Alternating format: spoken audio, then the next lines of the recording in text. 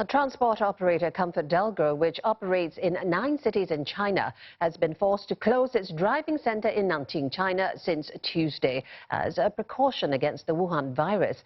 ComfortDelGro says the driving center, which lies about 530 kilometers away from Wuhan, had 600 students enrolled.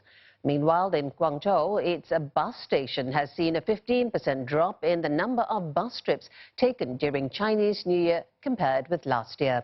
So far, its taxi operations in 8 China cities remain minimally affected.